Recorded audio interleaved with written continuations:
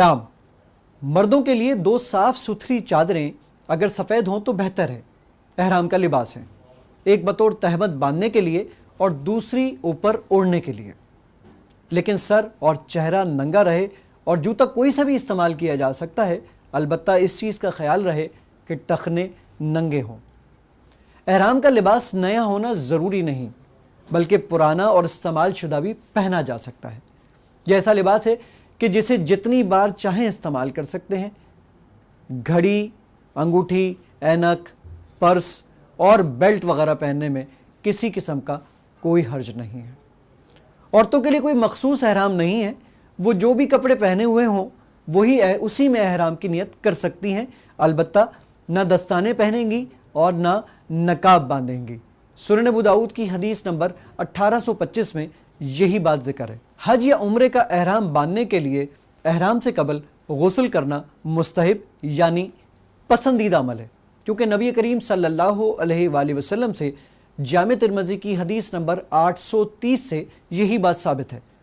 لیکن واضح رہے کہ سرتاپا صفائی یعنی زیر ناف بالوں اور بغلوں کی صفائی کو اس وقت تک مؤخر کرنا اور اس تاخیر کو مسنون سمجھنا قطعی طور پر درست عمل نہیں۔ اگر حاجی یا عمرہ کرنے والا مرد یا کسی اور وجہ سے غسل نہیں کر پاتا یا نہیں کر سکتا تو وہ غسل کے بغیر بھی احرام باندھ سکتا ہے اور اس کے حج یا عمرے میں کسی قسم کا کوئی خلل واقع نہیں ہوگا۔ یاد رہے کہ غسل کرنا مستحب عمل ہے، واجب نہیں ہے۔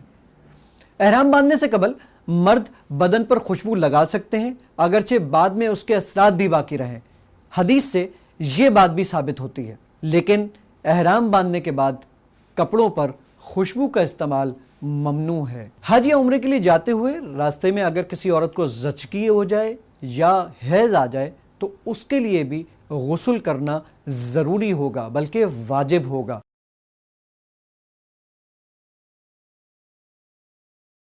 ناظرین، اب ہم آپ کو بتائیں گے کہ احرام باندھنے کا کیا طریقہ ہوتا ہے۔ احرام کے لیے 2 بغیر سلی ہوئی چادریں آپ استعمال کریں گے۔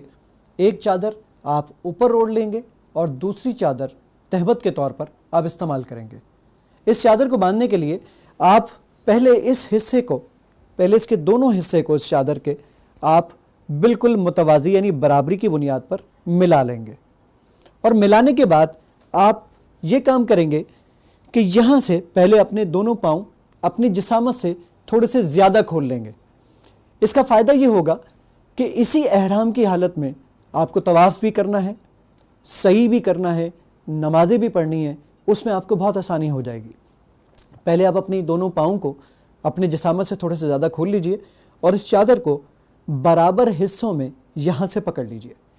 اس کے بعد اپنے ایک ہاتھ سے اس چادر کو یہاں سے پکڑیے اور اپنی جتنا بھی آپ جس کو جتنا ٹائٹ کرنا چاہتے ہیں وہ کر لیجئے، اور اس کے بعد اس چادر کو یہاں لے کر آئیے۔ یہ حصہ آپ نے پکڑا ہوا تھا، اس کے بعد آپ اس حصے کو یہاں سے دوبارہ فولڈ کر اس طرح کے شامل کر لیجئے اور اس کے بعد اوپر سے فولڈ کر دیجئے۔ جب آپ اس کو اوپر سے فولڈ کر دیں گے تو اب نہ آپ کو کسی بیلٹ کی ضرورت رہے گی اور نہ کسی اور قسم کی، اور یہ آپ کا احرام آپ کے لیے آپ کا سطر بھی ڈھک دے گا اور تمام چیزوں کے لیے آپ کو چلنے پھرنے میں بھی بہت آسانی آپ کو محسوس ہوگی۔ تو یہ احرام باندھنے کا طریقہ ہے۔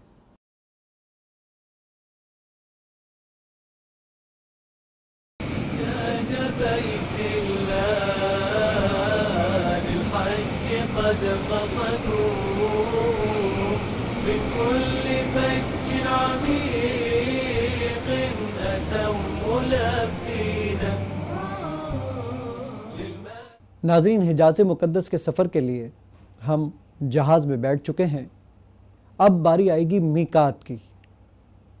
حج اور عمرے کے لیے احرام باندھنے کے مقام اور وقت کو میقات کہا جاتا ہے۔ مختلف جہتوں کے اعتبار سے احرام باندھنے کے مقامات بھی مختلف ہیں۔ یلملم، ذوالحلیفہ، جحفہ، یہ الگ الگ نام ہیں اور الگ الگ سمتوں میں میقات یہی ہیں۔ یلملم بیت اللہ کے جنوب میں ایک سمندری مقام جو یمن، چین، بنگلہ دیش، افغانستان، ہندوستان اور پاکستان کی طرف سے آنے والوں کا میقات ہے۔ یہ مکہ مکرمہ سے 92 کلومیٹر کی مسافت پر واقع ہے۔ اسی طریقے سے ذوالحلیفہ مدینہ منورہ اور اس سے ملحقہ علاقوں کی طرف سے آنے والوں کا میقات ہے۔ اس کا موجودہ نام بیر علی یا آبار علی ہے۔ یہ مدینہ منورہ سے قریب تر ہے اور مکہ مکرمہ سے 450 کلومیٹر کی مسافت پر واقع ہے۔ آج کل حج اور عمرہ کے لیے زیادہ تر فضائی سفر کا استعمال کیا جاتا ہے، اس لیے مناسب ہے کہ روانگی کے وقت ایئرپورٹ ہی سے احرام کا لباس پہن لیا جائے۔ البتہ حج یا عمرے کا تلبیہ میقات سے گزرتے ہوئے شروع ہوگا۔ میقات کی حدود شروع ہونے پر ہوائی جہاز میں باقاعدہ اعلان ہو جائے گا، اور بعض لوگ جو ایک غلطی کرتے ہیں اس کی نشاندہی کرنا میں بہت مناسب سمجھتا ہوں اس موقع پر، کہ بعض لوگ جدہ پہنچ کر احرام باندھتے ہیں، جو کہ انتہائی لیول پر، انتہائی درجے پر غلط طریقہ ہے اور غیر مسنون بھی ہے۔ میقات کی ہوائی حدود ناظرین اب شروع ہوا چاہتی ہے، اس کا اعلان ہو چکا ہے، اور میقات پر آپ جو نیت کریں گے اس کے الفاظ یہ ہیں: احرام کے تلبیہ کی دعا۔ اللہم لبیک عمرہ۔ ترجمہ: یا اللہ، میں تیری بارگاہ میں عمرے کے لیے حاضر ہوں۔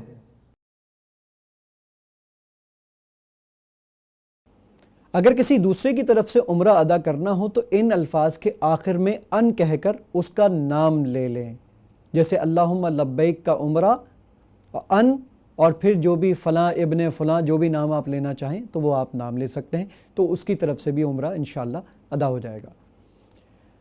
راستے میں موقع بہ موقع بلند آواز سے تلبیہ توحید پکارتے رہیں: لبیک اللہم لبیک، لبیک لا شریک لک لبیک، ان الحمد والنعمت لک والملک لا شریک لک، لبیک اللہم لبیک، لبیک لا شریک لک لبیک، ان الحمد والنعمت لک والملک لا شریک لک۔ عورتیں دھیمی آواز میں تلبیہ پکاریں گی۔ مسجد الحرام میں داخل ہونے کے بعد جو عمرہ کرنے کے لیے آپ یہاں پر آئے ہیں، جو معتمر ہیں، وہ مسجد الحرام میں داخل ہونے کے بعد تلبیہ پکارنا بند کر دیں۔ اس کے بعد مسجد الحرام کے آپ کسی بھی دروازے سے داخل ہو سکتے ہیں۔ مسجد الحرام میں ہر دروازے کے اوپر ایک نام لکھا ہوا ہے، آپ کسی بھی دروازے سے مسجد الحرام میں داخل ہوئیے، اور اب اس کے بعد ہم طواف شروع کریں گے۔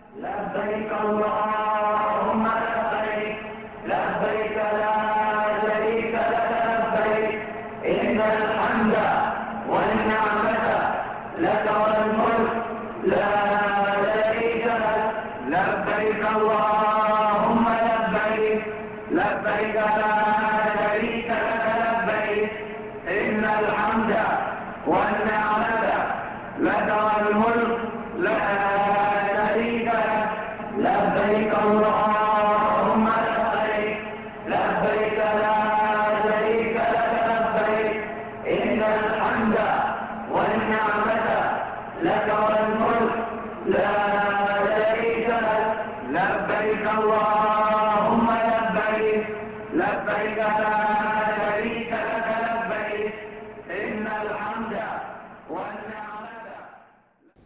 ناظرین، اب ہم بیت اللہ پہنچ چکے ہیں۔ اب ہم بیت اللہ کا طواف کریں گے۔ طواف بیت اللہ کے ارد گرد ثواب کی نیت سے حجر اسود سے حجر اسود تک 7 چکر لگانے کو کہتے ہیں۔ پھر مقام ابراہیم پر 2 رکعت نماز ادا کرنا، وہ بھی اس میں شامل ہے۔ ناظرین، طواف کی کچھ قسمیں ہوتی ہیں، جیسے طواف نفل، طواف قدوم، طواف افاضہ یا طواف زیارت، یا طواف وداع۔ یہ 4 قسم کے طواف ہوتے ہیں۔ طواف نفل یہ احرام باندھے بغیر عام لباس میں بھی کسی بھی وقت کیا جا سکتا ہے۔ یاد رہے، حج یا عمرے کے علاوہ کسی بھی وقت طواف کرنا یہ طواف نفل کہلاتا ہے۔ طواف قدوم جب حاجی میقات سے احرام باندھ کر، خواہ وہ مدینے سے ذوالحلیفہ کے مقام سے احرام باندھ کر آ رہا ہے یا وہ اپنے ملک سے یعنی کسی سفر کے دوران میں حج سے جب وہ جہاز میں بیٹھ کر بیت اللہ تک پہنچ رہا ہے، تو اس کو طواف قدوم کہا جاتا ہے۔ یعنی میقات سے جو ہم احرام باندھ کر آتے ہیں اور آتے کے ساتھ ہی جو پہلا طواف کرتے ہیں اسے طواف قدوم کہا جاتا ہے۔ طواف زیارت یہ 10 ذی الحجہ کے دن یعنی عید الاضحیٰ کے دن جو حج کے ایک رکن کا حصہ ہے، وہ جو طواف کیا جاتا ہے اسے طواف زیارت یا طواف افاضہ کہتے ہیں۔ طواف وداع حج کے بعد مکہ مکرمہ سے رخصت ہونے سے پہلے ادا کیا جانے والا جو آخری طواف ہوتا ہے اس کو طواف وداع کہتے ہیں۔ ناظرین، کیونکہ ابھی ہم میقات سے آئے ہیں تو ابھی ہم یہاں پہ طواف قدوم کریں گے۔ طواف قدوم کے لیے کیا کیا چیزیں ضروری ہیں اور کیسے کیسے طواف قدوم کیا جاتا ہے، تو آئیے اس کو شروع کرتے ہیں۔ ناظرین، طواف قدوم کرنے سے پہلے آپ کو استباء کرنا پڑے گا، یعنی دائیں کندھے کو ننگا کرنا پڑے گا۔ مردوں کو چاہیے کہ طواف قدوم شروع کرنے سے پہلے احرام کی چادر دائیں کندھے کے نیچے سے نکال کر بائیں کندھے پر اس طرح ڈالیں کہ دایاں کندھا ننگا ہو جائے۔ اس کیفیت کو ناظرین استباء کہا جاتا ہے۔ یہ عمل صرف طواف قدوم میں ثابت ہے۔ یہ بات یاد رہے کہ یہ صرف اور صرف طواف قدوم میں کرنا ہے، نہ طواف زیارہ میں کرنا ہے، نہ طواف وداع میں کرنا ہے، اور نفل طواف میں تو آپ ویسے ہی احرام کی حالت میں نہیں ہوتے۔ اور یہ بھی بات یاد رہے ناظرین کہ اسے صرف 7 چکروں تک برقرار رکھنا سنت ہے، اس کے بعد نہیں۔ یعنی بہت سارے لوگوں کو دیکھا گیا ہے کہ وہ استباء کر دیتے ہیں، اپنے کندھے کو ننگا کر دیتے ہیں اور اس کے بعد اسی حالت میں نماز پڑھ رہے ہوتے ہیں، جو کہ شرعاً جائز نہیں ہے، کیونکہ نماز کی حالت میں دونوں کندھوں کا ڈھکنا ضروری ہے۔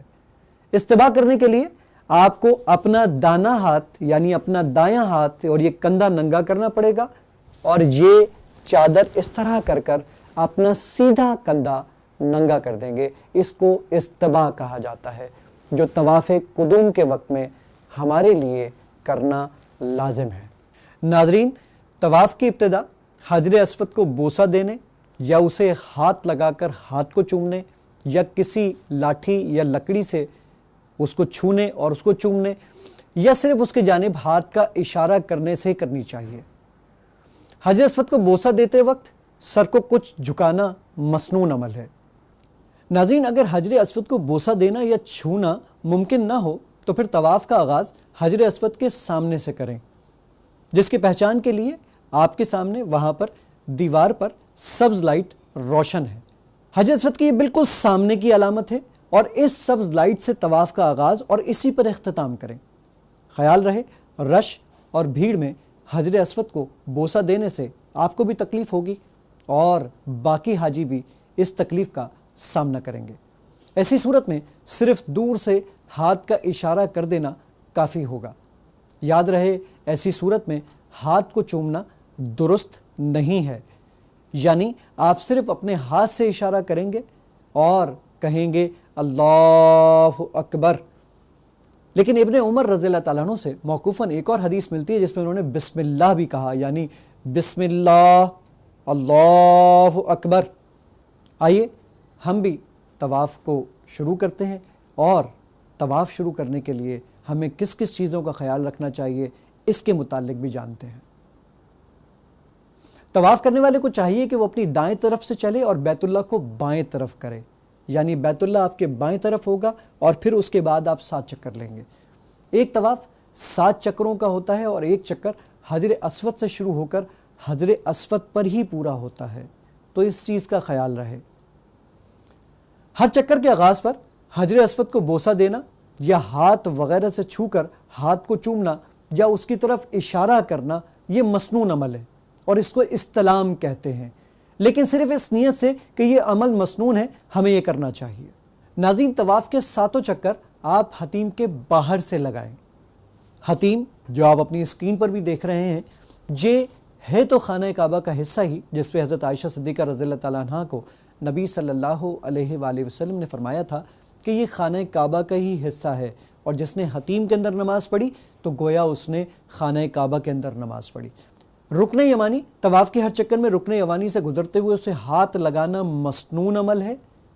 یہ نبی صلی اللہ علیہ وآلہ وسلم کی سنت سے ثابت ہے، اور اگر بھیڑ کی وجہ سے رکن یمانی کو چھونا مشکل ہو تو بغیر ہاتھ لگائے گزر جائیں، لیکن وہاں رک کر رکن یمانی کی طرف اشارہ کرنا، یعنی استلام کرنا، ہاتھ کا اشارہ کرنا، یہ ثابت نہیں ہے، لیکن اس کو ہاتھ لگانا یہ نبی صلی اللہ علیہ وآلہ وسلم سے ثابت بھی ہے۔ اور رکن یمانی سے لے کر حجر اسود کے درمیان میں ایک دعا بھی آتی ہے، ربنا آتنا فی الدنیا حسنۃ وفی الآخرۃ حسنۃ وقنا عذاب النار۔ یہ بھی نبی صلی اللہ علیہ وآلہ وسلم کی سنت سے ثابت ہے کہ آپ رکن یمانی سے لے کر حجر اسود کے درمیان میں یہ دعا پڑھا کرتے تھے۔ ناظرین، یہ تو تمام وہ چیزیں تھیں اور تمام وہ باتیں تھیں جو آپ کے گوش گزار کرنا مقصود تھا۔ اب آئیے ہم اس پاک گھر کا طواف شروع کرتے ہیں۔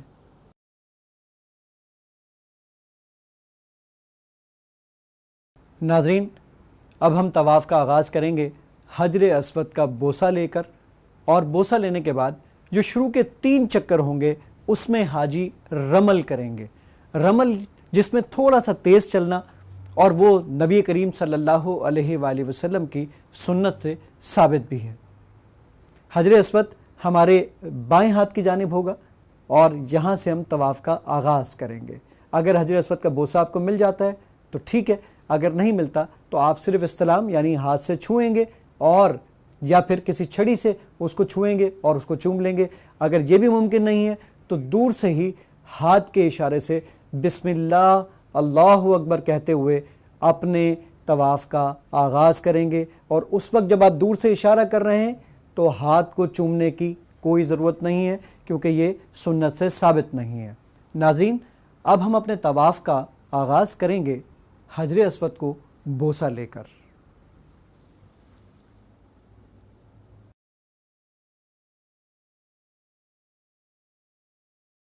لبيك اللهم لبيك لبيك لا شريك لك لبيك إن الحمد والنعمة لك والملك لا شريك لك لبيك اللهم لبيك لبيك لا شريك لك لبيك إن الحمد والنعمة لك والملك حجاج بيت الله للحج قد قصدوا من كل فج عميق أتوا ملبين للمال والأوطان وأهلهم تركوا حجاج بيت الله للخير راجين الشوق يحملهم لدمعهم ذرفوا شوقا إلى عرفات ومكة ومنى الشوق يحملهم لدمعهم ذرفوا شوقا إلى عرفات ومكة ومنى يا رب وفقهم لما إليه أتوا واغفر لنا معهم يا رب آمين يا رب وفقهم لما إليه أتوا واغفر لنا معهم يا رب آمين حجاج بيت الله للحج قد قصدوا من كل فج عميق أتوا ملبين للمال والأوطان وأهلهم تركوا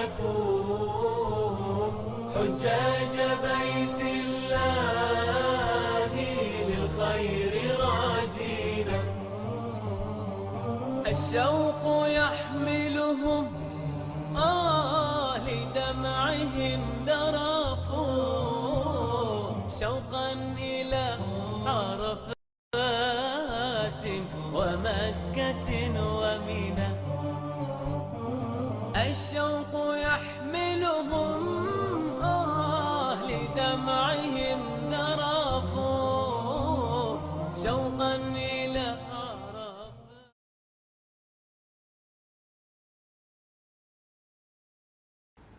ناظرین، اب ہمارے طواف کے 7 چکر مکمل ہو گئے ہیں۔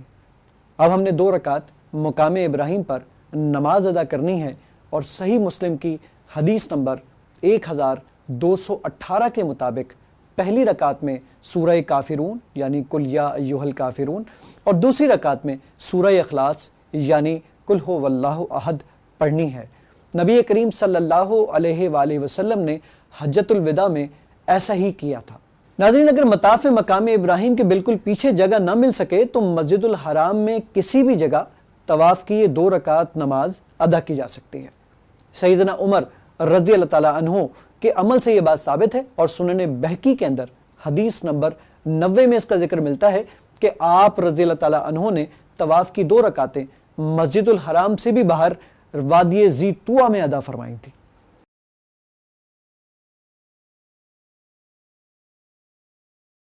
اللہ اکبر۔ للحج قد قصدوا من كل فج عميق أتوا ملبين للمال والأوطان وأهلهم تركوا حجاج بيت الله للخير راجين الشوق يحملهم السلام علیکم ورحمۃ اللہ، السلام علیکم ورحمۃ اللہ۔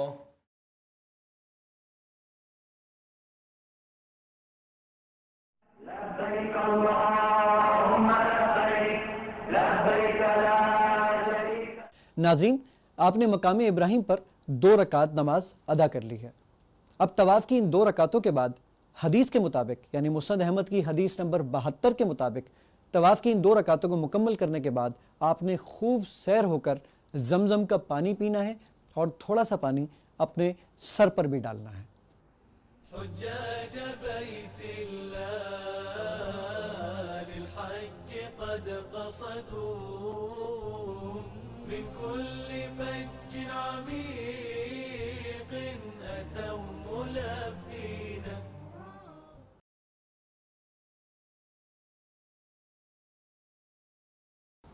ناظرین، اب ہم نے صفا اور مروہ کی صحیح کرنی ہے۔ صفا اور مروہ یہ دونوں پہاڑیاں ہیں، ان کے درمیان 7 چکر لگانے کو صحیح کہا جاتا ہے۔ یہ صحیح حج اور عمرے کا رکن ہے، اور اس کے بغیر عمرہ اور حج ادا نہیں ہوتے۔ نبی کریم صلی اللہ علیہ وآلہ وسلم کا فرمان مسند احمد میں حدیث نمبر 447، جس میں نبی کریم صلی اللہ علیہ وآلہ وسلم نے فرمایا، تم پر صحیح فرض کر دی گئی ہے، لہٰذا صحیح کرو۔ یعنی صفا اور مروہ کے درمیان میں ہم نے چکر لگانے ہیں۔ صفا کے قریب پہنچ کر یہ کلمات پڑھنے چاہیے۔ ان الصفا والمروة من شعائر الله فمن حج البيت او اعتمر فلا جناح عليه ان يطوف بهما ومن تطوع خيرا فإن الله شاكر عليم۔ ترجمہ: بے شک صفا اور مروہ اللہ کی نشانیوں میں سے ہیں، تو جو بیت اللہ کا حج یا عمرہ کرے تو اس پر کوئی گناہ نہیں کہ وہ ان دونوں کا طواف کرے، اور جو خوشی سے نیکی کرے تو یقیناً اللہ تعالیٰ قدردان خوب جاننے والا ہے۔ میں اس چیز کی ابتدا کرتا ہوں جس کے ساتھ اللہ نے ابتدا کی ہے۔ ناظرین، اب ہم صحیح کریں گے اور صفا سے اپنے سفر کا آغاز کریں گے اور صفا سے مروہ تک جائیں گے، پھر مروہ سے صفا تک جائیں گے، پھر صفا سے مروہ. اس طرح ہم اپنے 7 چکر پورے کریں گے. صفا سے مروہ 1 چکر کاؤنٹ ہوتا ہے اور مروہ سے صفا دوسرا چکر کاؤنٹ ہوتا ہے. صفا پر چڑھنے کی کوشش کریں گے اور صفا کے یعنی اس طرح صفا کے پر چڑھنے کی کوشش کریں گے کہ بیت اللہ نظر آ جائے. اگر نہیں نظر آتا تو ٹھیک ہے، کیونکہ حدود حرم کچھ اس طریقے سے بنا دی گئی ہیں کہ اب وہاں پر کام بھی جاری ہے، تو جس کی بنا پر بہت سارے مواقعوں پر ہم صفا اور مروہ پہ پہنچ کر خانہ کعبہ کو نہیں دیکھ سکتے. تو اگر ممکن نہیں ہے تو کوئی مشکل بات نہیں ہے، اور صفا پر آپ پہنچ کر وہاں پر 3 مرتبہ اللہ اکبر اللہ اکبر اللہ اکبر کہیں گے، اور اس کے بعد یہ کلمات 3 مرتبہ دہرائیں گے. لا الہ الا اللہ وحدہ لا شریک لہ لہ الملک ولہ الحمد وہو علی کل شیء قدیر. لا الہ الا اللہ وحدہ انجز وعدہ ونصر عبدہ وہزم الاحزاب وحدہ. ترجمہ: اللہ کے سوا کوئی سچا معبود نہیں، وہ اکیلا ہے، اس کا کوئی شریک نہیں، بادشاہت اور تعریف اسی کے لیے ہے اور وہ ہر چیز پر خوب قادر ہے. اللہ کے سوا کوئی الہ حق نہیں، وہ اکیلا ہے، اس نے اپنا وعدہ پورا کیا، اپنے بندے کی مدد فرمائی اور اس اکیلے نے کئی لشکروں کو شکست دی.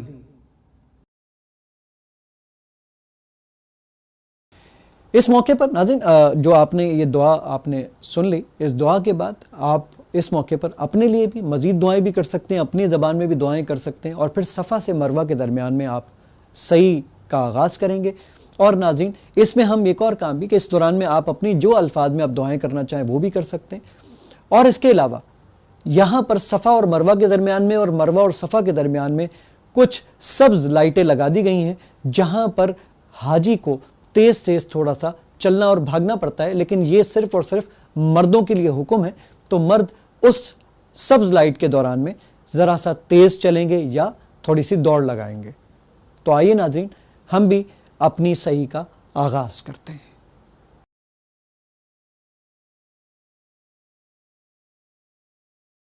لبيك اللهم لبيك لبيك لا شريك لك لبيك إن الحمد والنعمة لك والملك لا شريك لك لبيك اللهم لبيك لبيك لا شريك لك لبيك إن الحمد والنعمة لك والملك لا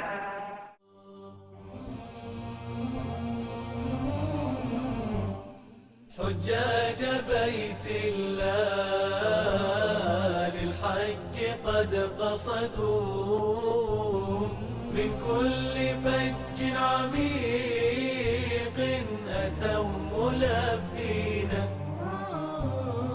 للمال والأوطان وأهلهم تركوا حجاج بيت الله للخير راجين. الشوق يحملهم لدمعهم ذرفوا شوقا إلى عرفات ومكة ومنى.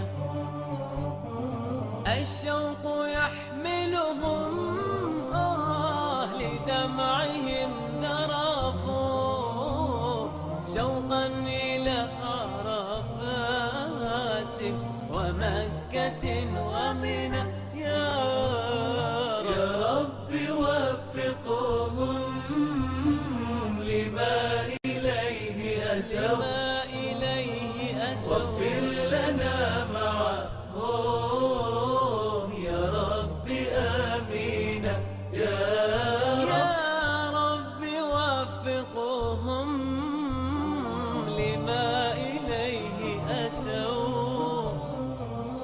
واغفر لنا معهم يا رب آمين. حجاج بيت الله للحج قد قصدوا من كل فج عميق أتوا ملبين للمال والأوطان وأهلهم تركوا حجاج بيت الله للخير راجين. الشوق يحملهم لدمعهم ذرفوا شوقا إلى عرفات ومكة ومنى. الشوق يحملهم لدمعهم ذرفوا شوقا إلى عرفات ومكة ومنى.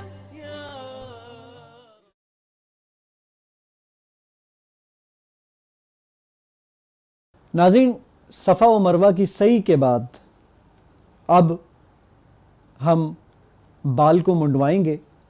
कतरवाना भी साबित है और मुंडवाना ज़्यादा अफजल है, तो बालों को मुंडवाएंगे और इसके साथ ही हमारा उम्रा मुकम्मल हो जाएगा और आप एहराम की जो पाबंदियां आप पर आयद थीं, आप उससे भी निकल जाएंगे और आप एहराम अपना उतार सकते हैं।